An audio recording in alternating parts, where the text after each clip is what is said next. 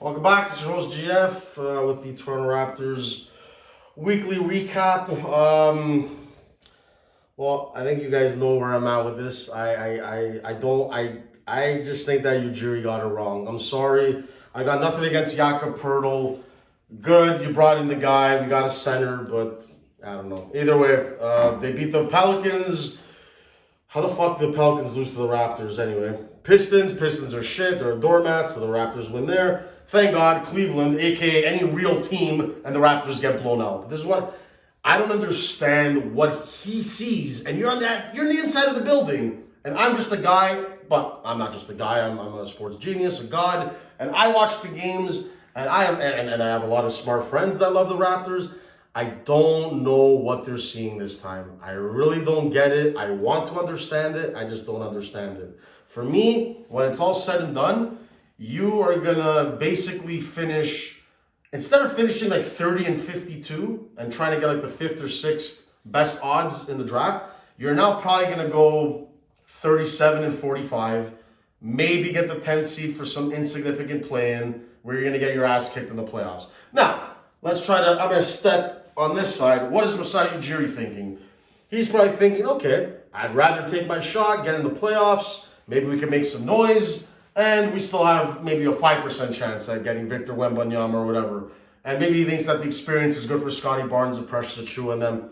That's the only thing. But they got experience last year in the playoffs. So I just think that there's times where it's a special player, special draft, and we've heard me say this for 5 fucking episodes in a row. I'm very frustrated about it, but I love it.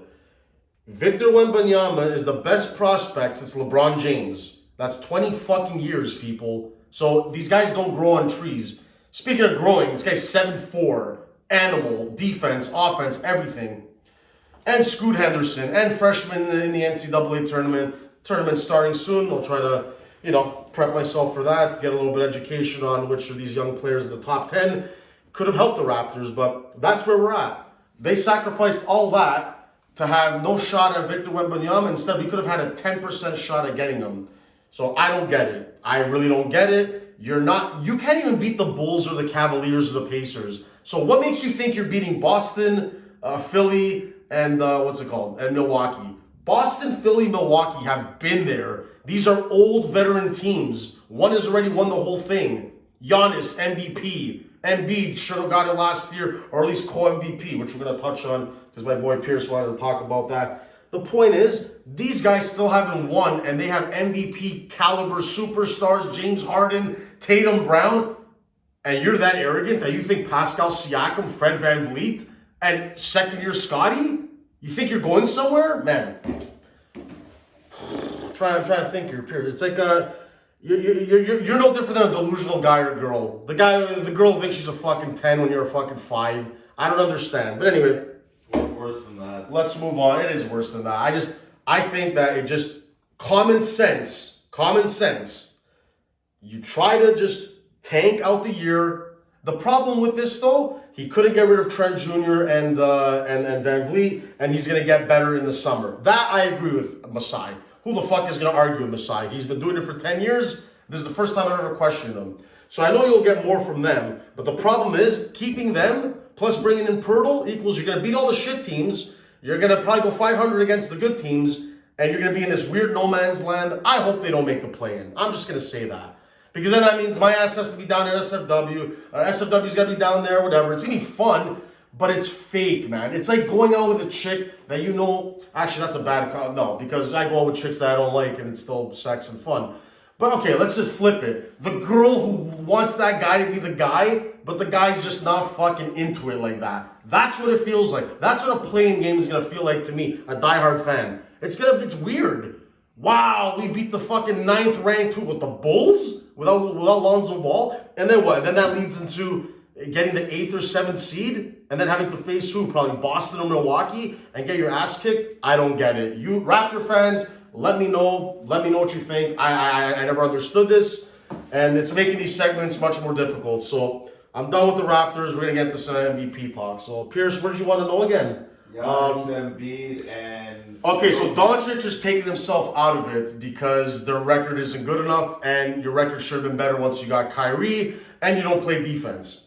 Jokic doesn't play defense, but his numbers are undeniable, averaging a triple-double, first seed, 62% field goal percentage. These are the stats that matter, and those are better than Giannis's numbers. Giannis a little bit more with the scoring, a little bit more rebounding, but Jokic to average 10-plus assists as a center, that is absolutely insane.